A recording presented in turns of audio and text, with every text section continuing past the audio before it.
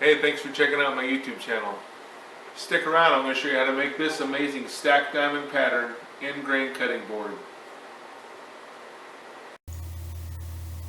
Let's start by looking at the pattern here.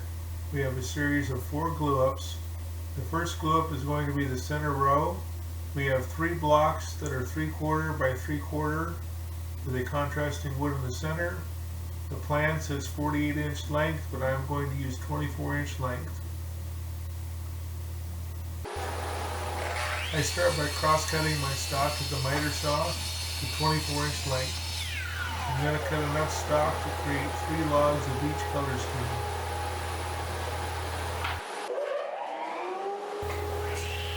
Next, I'm going to start ripping my stock to 3 inches wide in preparation for flattening one face on the jointing.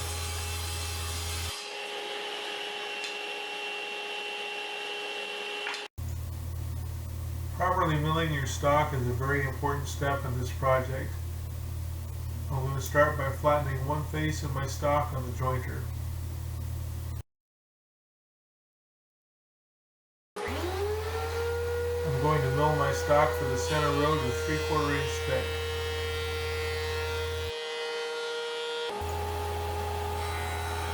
Next, I'm going to joint one edge in preparation to rip the final width.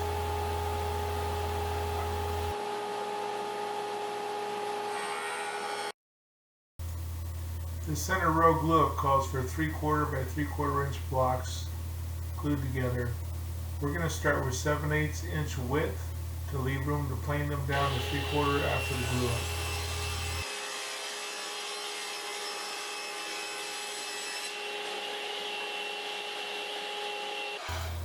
Now my workpieces are ready for the center row glue-up. I'm going to invert them on edge so I have a 7/8 inch wide glue-up to plane down later. I am making 3 logs of each color scheme, so I have 6 logs total I'm going to glue up here.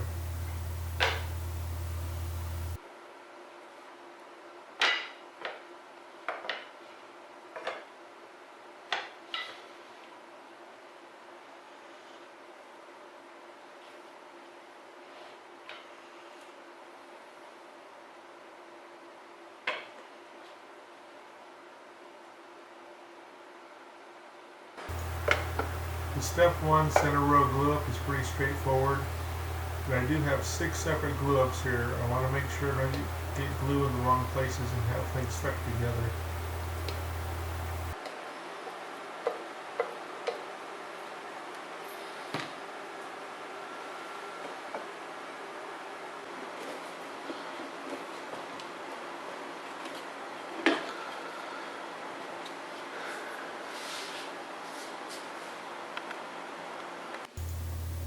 After each glue up, I always remove the glue squeeze out with a scraper. I like to use a regular glue scraper and a number 80 cabinet scraper.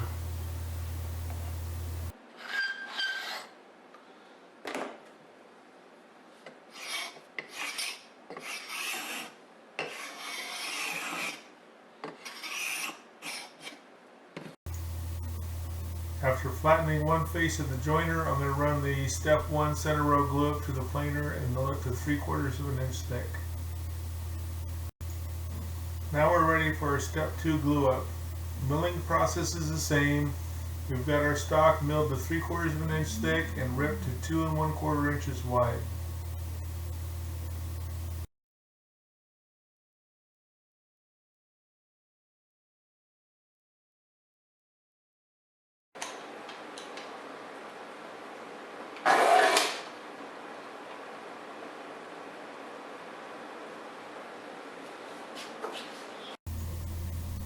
Once again, we got some glue squeeze up to remove with our scrapers. We're going to get ready to pass this square log across the jointer and run it through the planer, get things squared up and dimensioned.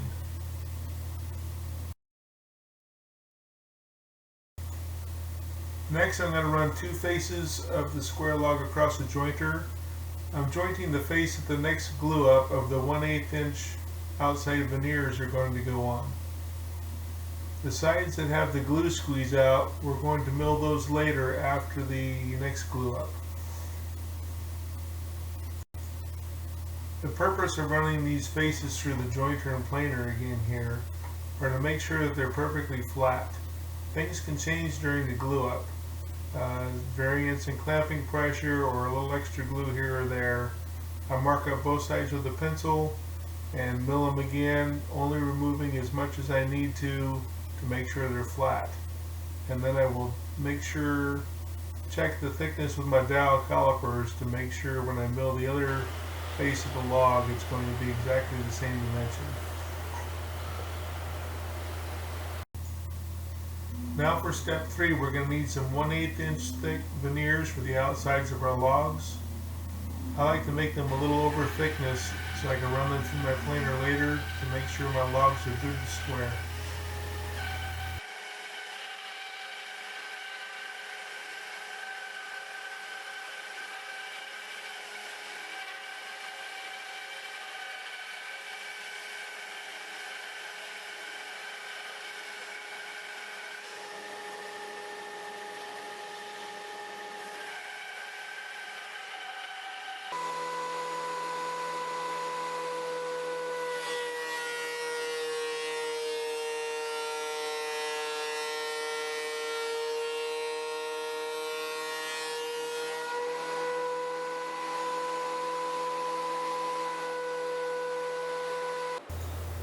Okay, I'm getting ready to glue up the first veneers to the logs, and at this point the logs are not square. They're longer in one direction than they are in the other, so that after I glue the veneers on, I have room to run them across my jointer and through the planer and make them perfectly square. So I need to take my dowel calipers and measure the logs across the width and make note of the measurement so that I can plane them to that exact same measurement before putting on the other layer of veneers. So something to note about this glue up, putting the veneers on the outside of the log. I need the veneers to stand proud of the edges so that they can be trimmed flush later. I have thin strips I'm laying down on the clamps to raise the log up off the clamps. Make sure those strips are proud on the edges.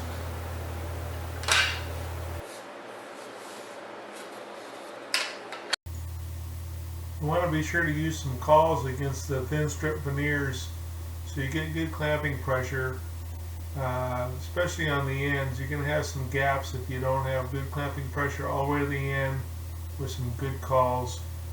And notice how the strips are proud of the edges of the board there, so I can trim them off and bring them flush later. These veneers hang over the edge pretty far, so I'm going to trim off the majority of it at the bandsaw, then I'm going to bring the rest flush with a block plane.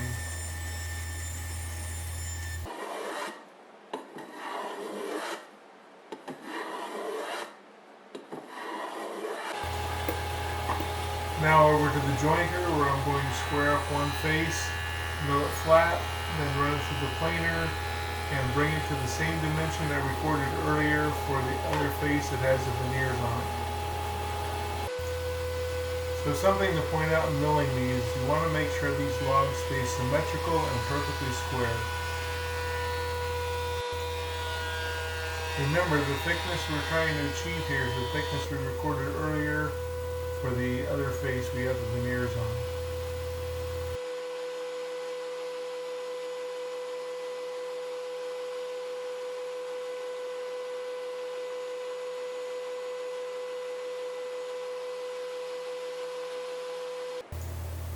Now we're ready for step 4, the final set of veneers. Once again, we have thin shims placed underneath the blocks so that our veneers stand proud of the block edges so we can trim them flush later.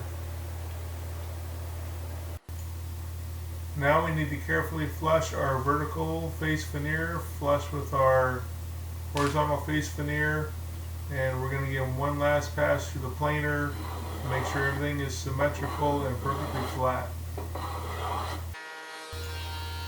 This last step of dimensioning our logs is very critical to have the logs symmetrical and evenly dimensioned on both faces.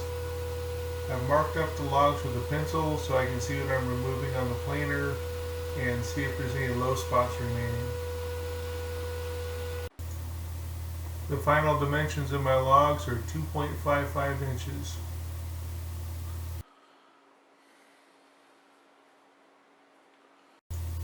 Looking at our plan again here, step 5 is to cut the corner notch in the square logs. The corner notch just touches the inside square. I found it best just to draw this with a pencil and a small square, then take measurements from there to set up my fence and height of my blade of the table saw. For this cut I use a blade made by Sawer's Choice. Number on the blade is 3061. It makes a nice flat bottom cut. As I look at the teeth, every other tooth is square.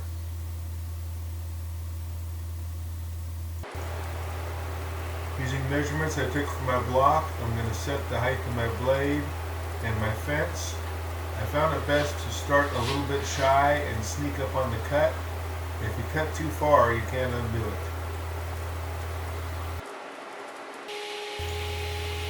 As I cut this corner notch, what I'm looking for is for the two cuts to meet precisely and give me a nice clean notch.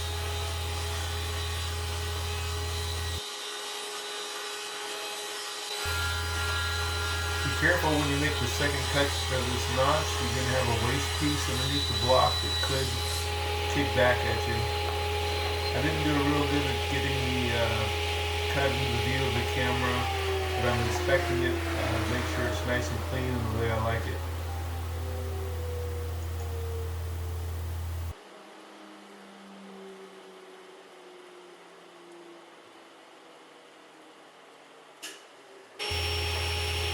Now I'm ready to start cross-cutting my logs into individual pucks. I've set a stop block a little over 1 1/4 inches from the blade.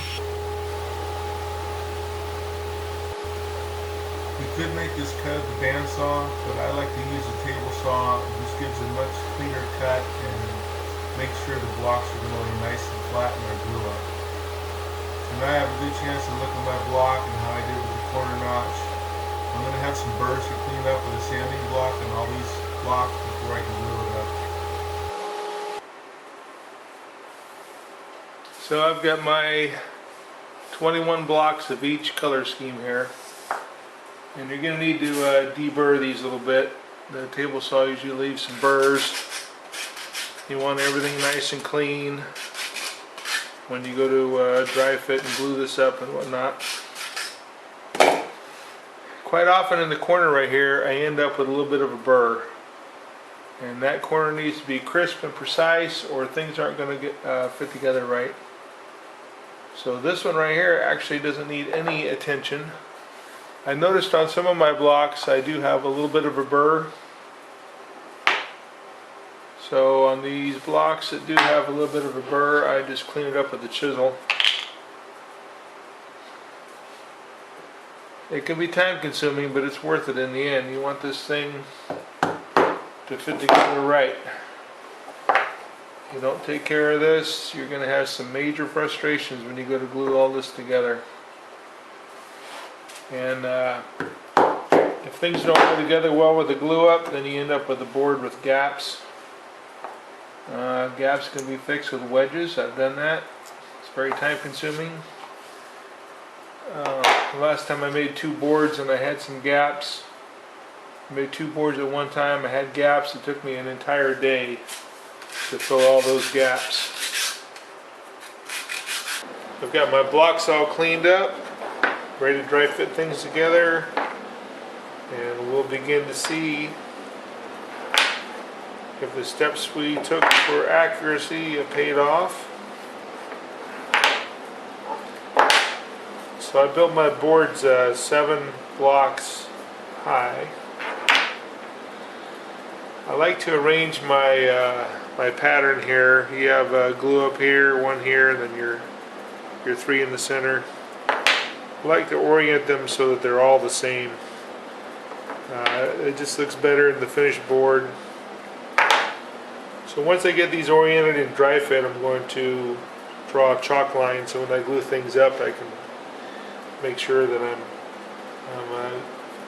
putting them back the same way I picked them up. So as you start putting glue on things and you get something turned around and you're trying to hurry because your glue is, you only have so much working time. Let's go this way.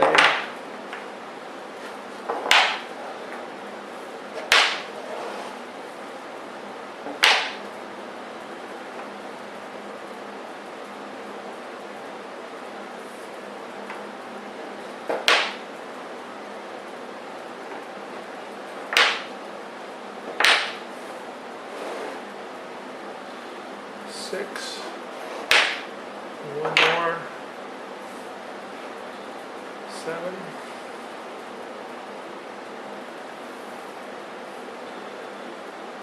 So it's a little hard to tell at first with the dry fit till you dry clamp it. But the first thing we need to do before we dry clamp it is we need to trim some of our blocks.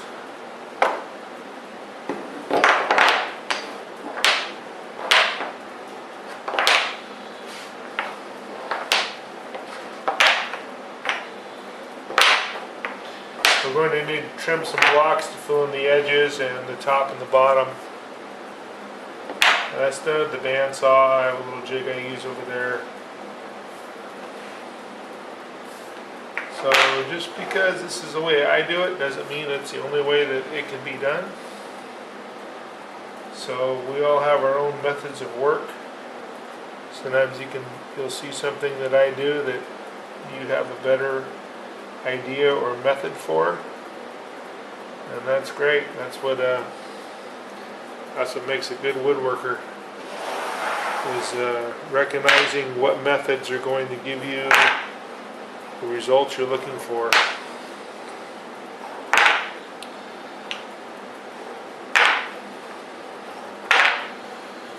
So this is looking pretty good. I've done some of these boards that weren't so great. If you don't get your logs perfectly dimensioned, I got a little bit of a burr left in the corner of this one, looks like. I'm seeing that wobble a little bit right there. Actually, it looks like the cut is just a little bit. Wow, what's up with these blocks?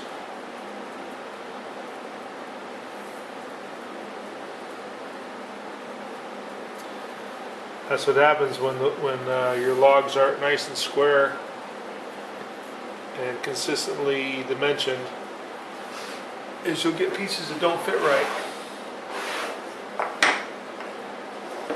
One log was a little bit thicker than the other, so that's why I run them all through the planer before I cut them up. Try to get them best I can to all be in dimension the same. Even then, this glue up and assembly is very, very finicky. Any little error becomes a cumulative error and multiplied by 42. There's 42 blocks. 42 blocks on this board.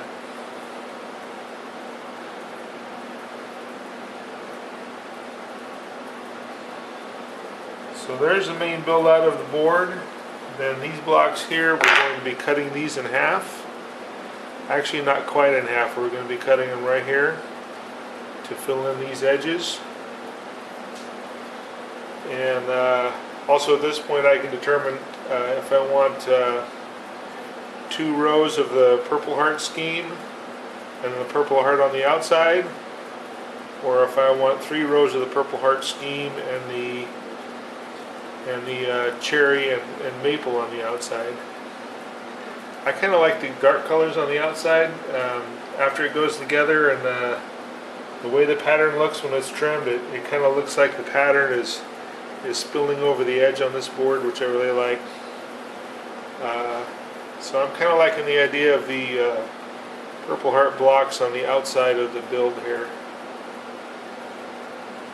So we're going to start trimming these blocks. I'm going to start by basically I need to make my saw cut. If you can see this here, let me see if I can zoom in.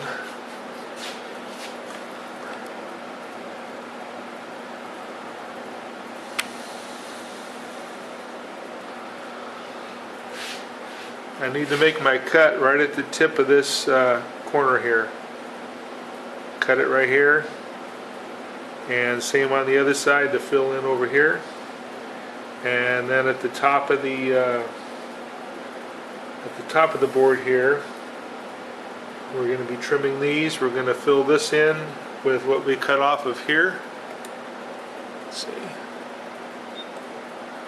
What we trim off of here is going to fill in this up here, and this is going to get trimmed off and fill in this down here. It's not easy to do with this thing up here on the tripod. I need a camera person. So we're going to be filling in these areas, trimming some of these blocks to fill things in, get the board nice and square. We're going to need some corner pieces for these. Get everything nice and square, then we're going to put it in our clamping jig and dry clamp it and get ready for our glue up. So far things are looking really good here. This is the jig I use to cross cut my blocks. Nothing fancy. I've got 3 different cut lines here depending on where I need to cut the block.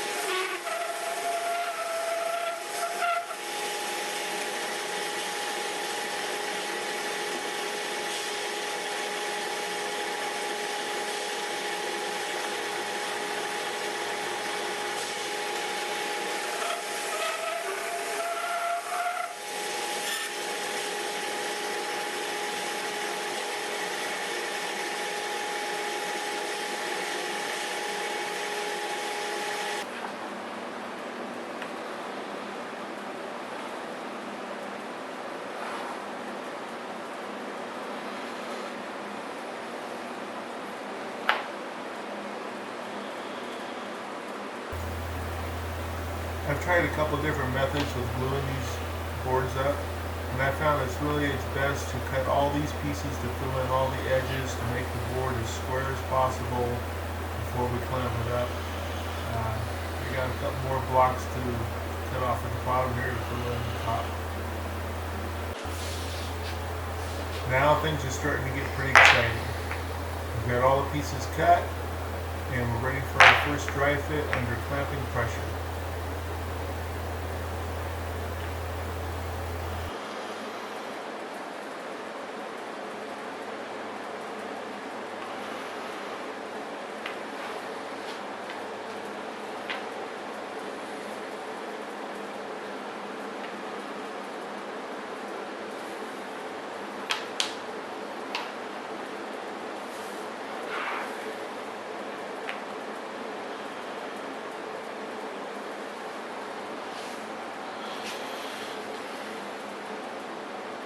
This is a clamping jig I made for the board. Basically I just have screw hardware on 2 sides. I put T-nuts in here, 1/2 inch hardware, and I'll use some cawls. I'll use some cawls to put pressure on the board. Pretty straightforward. I did some half-lap joints in the corners here for strength. And I shot brads from the top and a bunch of screws from the bottom. It needs to be able to withstand some torque from the clamping pressure. So I'm getting ready to dry clamp the board and see what we got, see how things come together. If it all looks good, then we're ready for glue.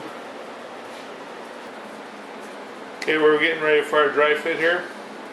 A couple more things about the jig is I got some wooden cawls to take up the gap between the hardware and the jig. Where the hardware comes in contact, I have metal, flat metal plate, just to keep the screws from digging into the wood. eventually it starts causing a problem. So I've got my metal plates, my cauls, I wax my cauls. I wax or put packing tape on these edges so we don't have glue sticking to things we don't want it to stick to. The bottom is melamine. Glue doesn't stick to melamine very well. It will stick a little bit. I'm going to wax that. I'm going to wax everything that's going to come in contact with the board before we glue it. Right now I'm getting ready to do a dry fit. I got my screw gun here. I can start running down my hardware. So this will take a couple minutes. So I did most of the work running down the screws with the drill gun here, just to get them, bring them up, snug it up a little bit. As far as the final clamping pressure, I like to use a hand tool, so I get a good feel for what's going on. With so many screws here, it's really easy to put too much clamping pressure and distort things. If the blocks are cut right, if you've made the proper steps, you really don't need to kill it with clamping pressure. This looks really good. I'm really happy with this. I can see I got a couple places I'm going to need to use some wedges. Just where I cut these pieces, they're not going to be perfect. So I've got some wedges here. Grab my mallet.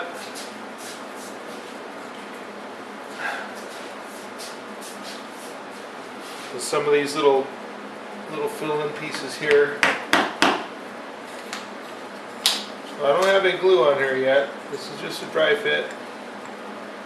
It's good to rehearse your glue ups. If something's going to go wrong, you've already got it figured out.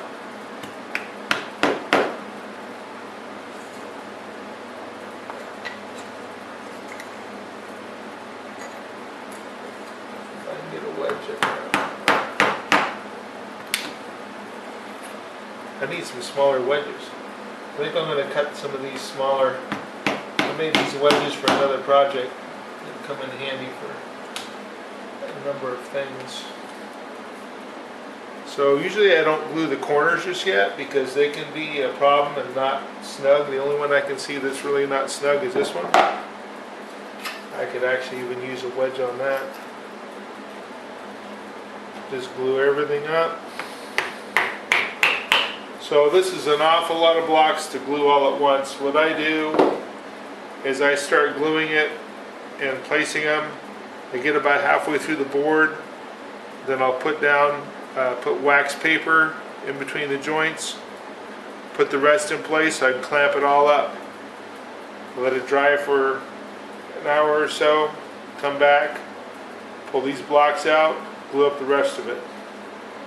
Unless you have a helper, but I found that things tend to go a little bit differently when you got glue on here.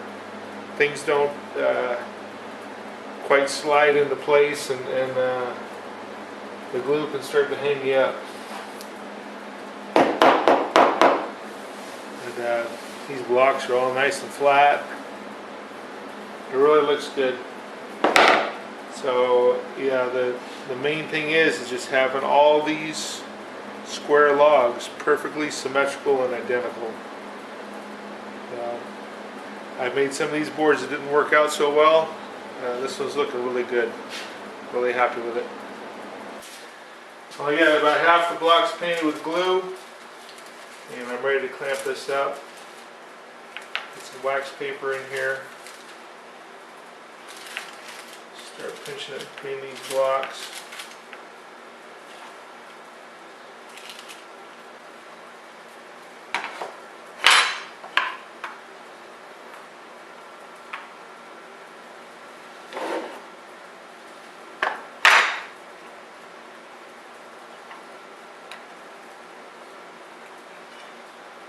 Alright, I like to start applying the clamping pressure from this direction first, and then I come in from the sides. Alright, now we're just gluing up the rest of the board.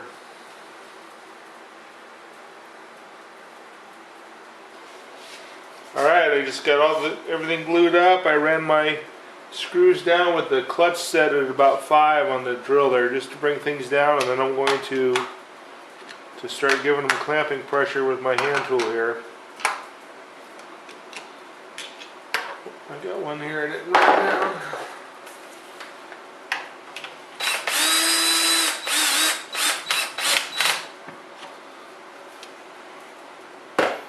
Also should mention we're using Type Bond 3 for these cutting boards. It's great glue for cutting boards. Waterproof, longer working time.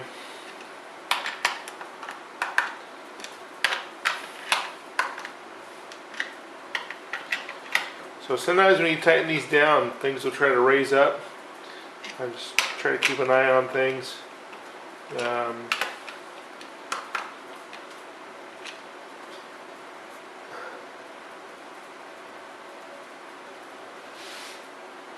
This is looking pretty good.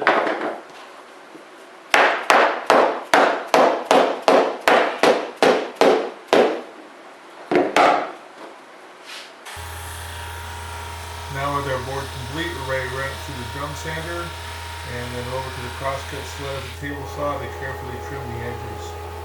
And the board may not be perfectly square, so we can use some shims against the fence of the sled to get a nice straight cut on the edge.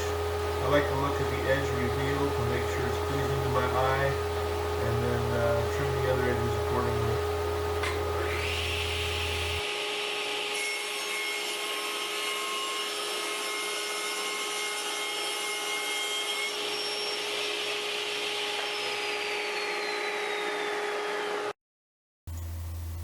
Now I'm going to round the corners of the disc sander and ease the edges with a block plane.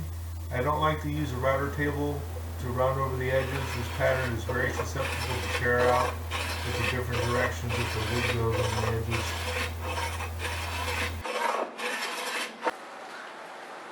Okay, I've done my initial sanding. Now I'm going to address any flaws or gaps I see in the board. This board came out really nice. 99% gap free. I'm really happy about that. And I've done enough of these boards to tell you that that is amazing when you can get a nice tight glue up like that. These boards can be pretty challenging as far as being gap free. So I see one little gap right here, and my rule is if I can get my X-Acto knife in there, then it's going to get a wedge.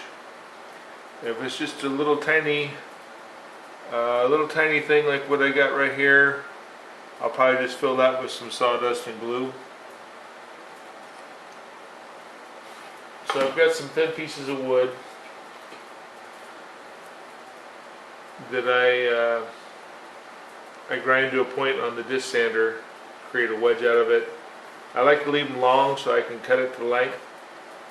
So I'm going to check my fit here, and it goes in there. So I'm just going to hold it here, and I'm going to score it a little bit, get it the length that I want to fit in that. I've chosen a Purple Heart wedge because the gap goes far enough that it's going to intersect this piece here, and I don't want maple in between those two pieces there. So you need to address the gap and determine. So I've scored this and I just snap it. Sometimes I'll dial it in a little bit with my sanding block. Check the fit here.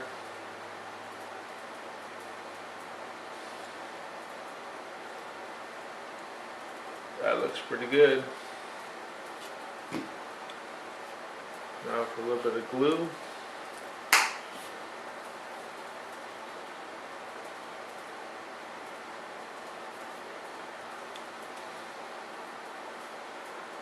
Just work a little bit of glue into that gap there and get it on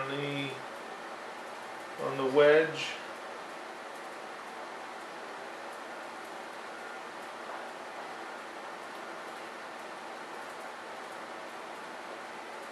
I like to take a hammer and knock it in a little bit, but I am not prepared with my hammer at the moment.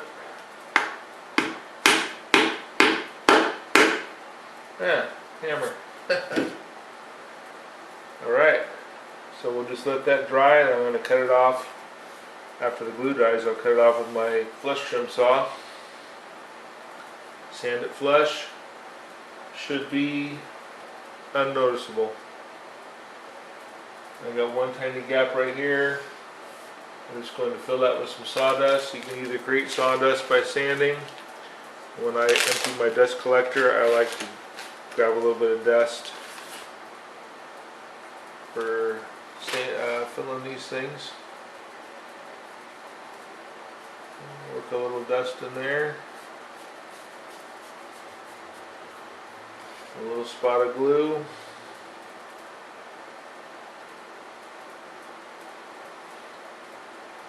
Sometimes you lose track of where these things went. Put a little dust in there and you can't see it. So before I look for flaws, I like to vacuum the board real good. Even sanding with dust collection, the dust can hide things. You get some sawdust and it hides those gaps, but they'll open up later when you oil it.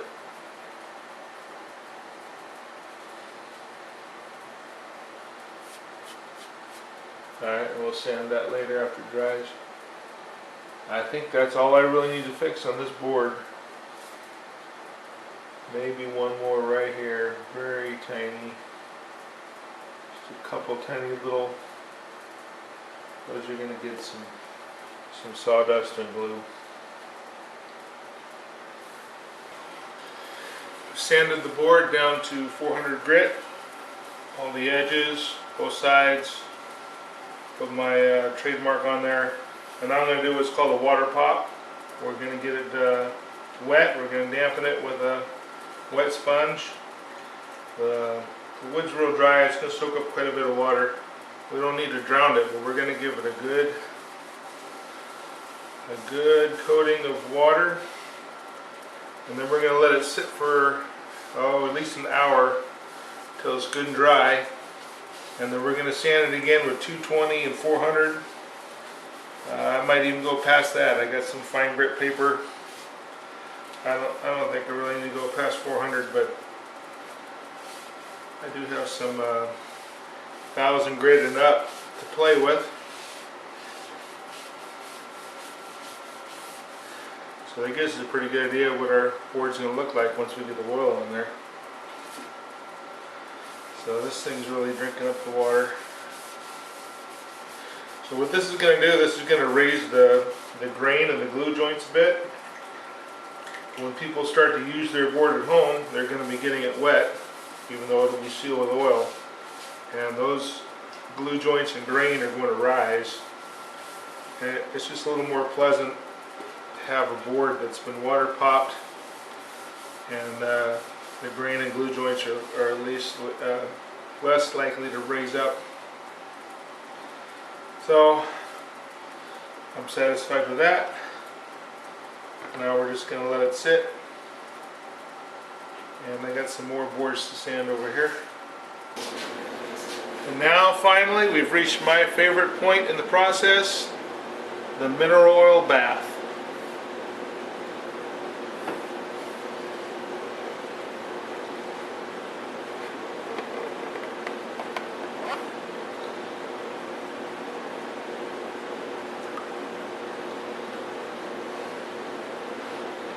Beautiful. So just pure mineral oil is what I use. I'll soak it in here for about 30 minutes and let it drip dry overnight. And tomorrow I'll give it a coat of board butter and rubber feet. Rubber feet and board butter tomorrow. I just took the board out of the oil and put it on my drying rack. I'll leave it there overnight. It looks great. I'm really happy with this build.